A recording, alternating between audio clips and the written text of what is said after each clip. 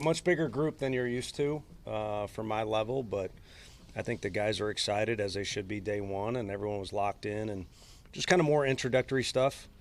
It's a little different when you don't have the recruiting background as far as relationships go. So by now there's been a text message at a minimum with everybody, but just wanted to let everyone know where I was coming from, and same for the other staff members as it relates to pitching.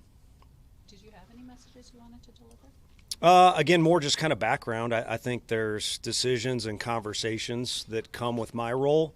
So by now, at least everyone hopefully knows my name, but a little bit more of just background and origin and thought process, maybe some things that I highlight so that guys at least have an understanding on where some of those conversations might come from or what might be at the backbone of some of those decisions. There's going to be a lot of new experience for you. I know there's fall ball, but it's big, larger in scale. Just how do you plan to maybe navigate just like divesting your time here, delegating responsibility here? Maybe how involved do you plan to be in some of the day-to-day stuff? Yeah, I think get more comfortable with delegating, but I think about 9 years ago, I definitely warmed up to it with the group of people that I was around, and obviously Frank and Q are guys, but I was around great people that were smarter and better at what they were in charge of doing than I am. So that was one of the reasons we took our time on the coaching staff, was to make sure you call blind spots or just making sure you're covering areas that you want to or able to lean on people. So kind of pick up where we left off type of thing. But, yeah, a lot of new experiences, but also – the guys have been at it since January. It might be another question that pops up, but today's kind of day one, but it seems like we're kind of picking up, other than everybody wearing the jerseys. Got mine on underneath, so everybody knows who's who, and it represents day one. The guys are kind of picking up from where they left off because a lot of guys have been putting in work. Is there anybody behind health-wise? Not behind, no. And I think it's kind of I know we send out a list. It's kind of a straightforward deal at this point. Knock on all kinds of wood, but I think the biggest thing is for us to get a few of those arms, two in particular, kind of on track and available at some point during the season. Would that be Foley and Henches? Or? Yes. Okay. Yeah.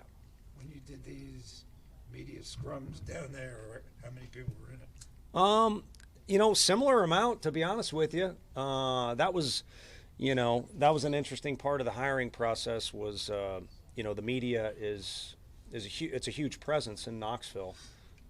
And then also in the SEC, you want to talk about scrutiny. That's those people's lives down there.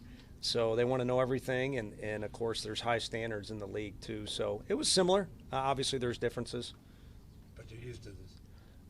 Yeah, I don't think I've ever sat down and like campfire approach where everybody's sitting around like here. We can bring marshmallows.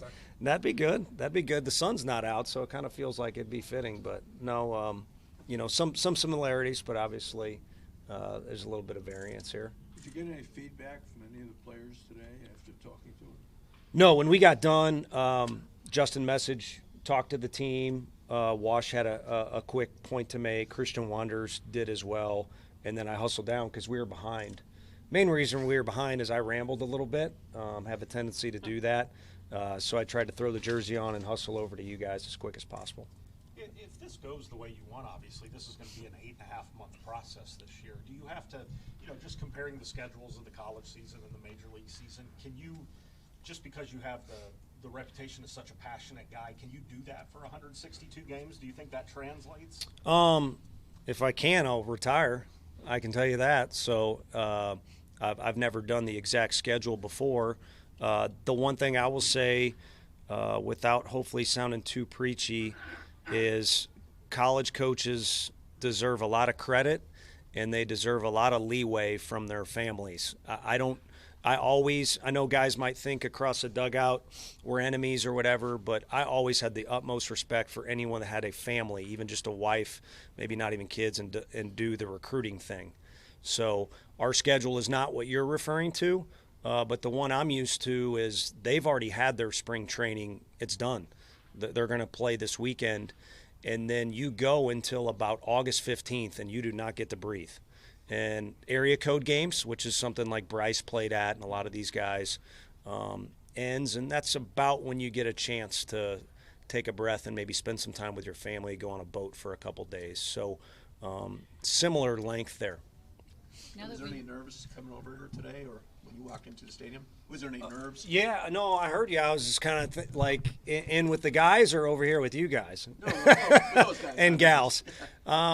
No, it just curiosity is, you know, a lot of good people and everyone asking if you got everything you need, and it's kind of maybe a little more autonomy for me coming from my background. There are so many people that are willing to help. I think the biggest thing is our guys need to use these resources. I mean, you have everything you need. So that's the same. That reflects on my situation too. So it's nice people are putting you in a position to just handle what you got to handle. So just need to not screw up the things I'm in charge of. And right now it's just chatting with you all. Tony, how's spring training compared to what you do in college? I would call we would label it actually spring training. You know, you start about January 10th, and then you get till February 14th. So I feel like this is quicker because you start games right away. Now we would start scrimmages, but you know, you don't leave sight. You don't leave your sight. So I feel like you got a longer runway in college to cover spring training. It's a hell of a lot colder in January at a lot of those places, but you're just looking to make sure arms are ready. You want to get your guys as many at-bats as possible. There's similarities there too. I think the kids are younger. You want to rear them or steer them in the right directions. So I think there's maybe a heavier emphasis on meetings. I rambled today, so the guys might ban me from any more meetings before this thing is over, but you want to set a vibe for what you want your team to be, and we could throw out a t-shirt or whatever, or put something on the locker room door, but it's also going to require some daily interactions. Tony, what does Eldridge have to do to make this team out of camp? What would you like to see him over the next 6 weeks? How important would it be? Yeah, for him to be on opening day. You know, I don't think it's an end-all be-all. I think it's a long season. For that particular day, I think it'd be a huge confidence boost for him, and it'd be, you know, each day you're around the team, if you're contributing, it adds to those relationships and the camaraderie and the team chemistry. But overall, I think he's on a journey to truly become the best version of himself. And I think I've said this a few times, like, again, in college, development is so key because the guys are young, they're still finding their way, and they need reps. Age doesn't always define that because guys come from different places, different backgrounds, and I'm beating a dead horse here, but we're talking about a guy from a northern state who was a true two-way prospect as a pitcher. It's amazing that he was able to accomplish what he did last year. But for right now, I think he's just got to mature as a player. He's incredibly mature as a kid. But repetitions and conversations and just maturing so that he's a complete player, I think is the key to him becoming the best version of himself. And if he becomes the best version of himself, you know, I think you guys will hammer me a little worse in Knoxville if I say something and it doesn't happen. But I think if he's the best version of himself, he's around the Giants pretty dang often and maybe even on opening day. Let's say it like that. how do you see things with the bullpen going into the spring? Opportunity and competition are two huge words, and that's my favorite thing. Drew Beam was such a superstar kid at Tennessee. He's in the Royals organization now.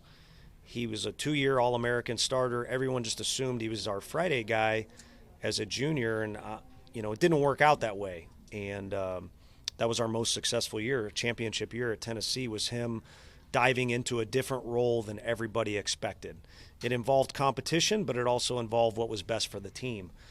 So that's again a part of my origin is I really like when there's opportunity and competition. I think with what's going on in the off season, the position player group has still a lot of competition, maybe not as much as there was before, but on the pitching side, like if you're hungry for a job or hungry for innings or want to improve your role, it's got to be as good of a group in Major League Baseball as there is. So Tony, how much weight do you? You had a follow-up? Go ahead. Yeah, so do you feel like it's a wide open competition in the bullpen then? Because it does seem like there are potentially a couple spots open. Yeah, no, I think it's pretty wide open as far as, you know, where guys might be slotted, what might be asked of them, but also, where guys could start the season. To me, it's a fun situation. And I've seen them all throw. Again, we've met them all, but I think some time time allowed would be good, not just for me, but a new group of pitching coaches to really assess what we think these guys can do. Tony, how much weight do you put on a spring training game here? You know, the vets come out after 4 innings and I got a bad answer. I don't know. you can't. You like to see when a college kid gets drafted. You like to see him in the jersey, and so maybe you have the TV on right before you go out for practice or not. But in the past, you're kind of nose deep in what you're in, and I've been educated on spring training dating back to October heavily, and I think it'll be interesting to feel out those games and see how they are. But yeah, I think at the root of it, there's definitely some boxes that needed to be checked. You'd like to see guys do well. It's always nice. It don't matter if you're keeping score. It's something you want to win. But I think going to rely on Coach Tingler and Wash pretty heavily on what boxes do we need to check before this thing is over with. Do you have in your head or on a board somewhere an idea of what you would like the back end of your bullpen to look like, just having research these guys and watch them throw, or are you that wide open? Yeah, I'm pretty stuck. Maybe you can stay on me if you want, and I'll keep it to myself for now. I'm pretty stuck on a team that I watched a long time ago on what that looked like, and that was always my dream, in Knoxville to have that. I don't know that we ever really did. I think you've got to take the group you got when the season starts and slot guys where you think they belong. And then it's inevitable. You're never going to end the season the way you started. So there's ebbs and flows to the thing, and guys might make a jump, or guys might hit fatigue or whatever it might be. So I think going into it, you'd like to have a clear vision on how you want to attack that first series. But there's going to be a lot of things that occur during the season where there might be some adjustments. But I got a dream scenario for it, but I think you got to base it off personnel. And I think, the personnel we have is exciting. One of the coaches up there said it. We've been watching the arms closely. It's a good group of guys, but there's a lot of guys that need to plant a flag. We talked at FanFest about some of the research you've done on closers and how guys get there, and some of your thoughts on using different guys, different matchups. Do you have any more thoughts just on that specifically? And everyone talks in spring training about using matchups, and the biggest out might be in the 7th inning, but usually by the middle of a year, teams kind of gravitate towards a guy. I mean, where do you stand on that as you start camp, on whether you want a guy in the 9th or? Yeah, no, I think it's one of those things. It was kind of like looking for a place to live in San Francisco. The more I started to look around, the more confused I got. So when we had that conversation, it was not confusion, but there's a huge or wide array of reasons guys got into that role, how they got there, different paths, different stuff. So, and again, we've discussed before that you might have, a situation in the 7th, 8th inning where you do feel like the game is on the line. So, yeah, I don't have any of those answers on who that guy might be, but I think you want it to be somebody when you leave the ballpark. If it doesn't go your way, put your head down on the pillow and be able to go to sleep. Is your dream scenario kind of more like those Royals teams that had like the 3-headed monster, and you got one guy for the 7th, one guy for the 8th, one guy for the 9th? I mean, that's the easiest on a manager, I guess. When your phone starts popping up ads that you were talking about, or sometimes I feel like your phone throws advertisements at you just because you were thinking about something. That'd be my response to that question. Which is pretty creepy. And then obviously we're at the Waymo capital of the world, which I think is kind of creepy too. But maybe you guys have taken advantage of those. So you basically took advantage of the fact that there's a sweep in baseball now to hire managers with no managerial experience. 3 of the 5 in your own division. I mean, Schaefer had a half a year last year, but he had no managerial experience. Stamen, no managerial experience. And you sprinkle around the rest of the league. There's a lot of you. Why do you think that's happening, and how did you take advantage of it? Yeah, I mean, a lot of good guys. Those guys, I'm kind of like a lost puppy in Orlando at the winter meetings. It was great to experience it for the first time, and I think now I kind of know what it looks like. But I met all those guys, and I think they have those jobs for a reason. They've got a lot of experience in baseball, but I think some really high character people too. You mentioned a couple of them. So they're deserving of the opportunity. And then what all of us are looking for in sports, whether it's the NFL team you were cheering for during that season or any other pro team is you're looking for that combination of the front office is aligned with the coaching staff and, who the best coach is. It's kind of hard to – you guys get to pick awards and stuff like that, but it's kind of hard to judge because you need certain pieces too. But more importantly, you got to mesh with that group of players. And then if you have all those things, kind of mixed up in the right pot, you got a winning and a fun and a memorable team. Only one can win a championship, but you can have a winning and memorable and fun team. So I think people are just searching for that, and each set of circumstances is unique. Mine was a weird triggered start by some of our players that got scouted by the Giants, and the next thing you know, Buster and I are having conversations, and same with Zach and Jeremy and Paul, and things clicked. So I don't know that I took advantage of anything. It was an opportunity that was presented.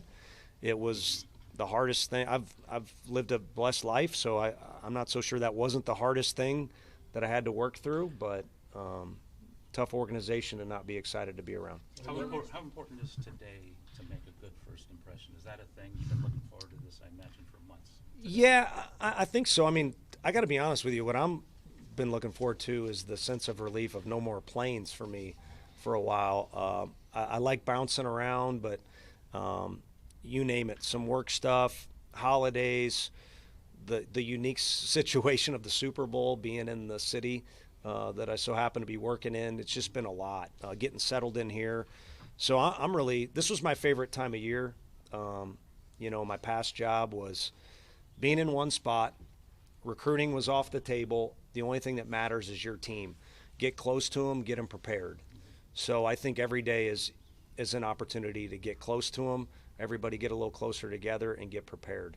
This happens to be the first kind of official day, so it's got a little extra excitement to it, and therefore everything's a little more emphasized. So, yeah, I think impressions are good, but I also don't think, we can win a World Series game today, and, we also can't make up for anything that's happened in January or December.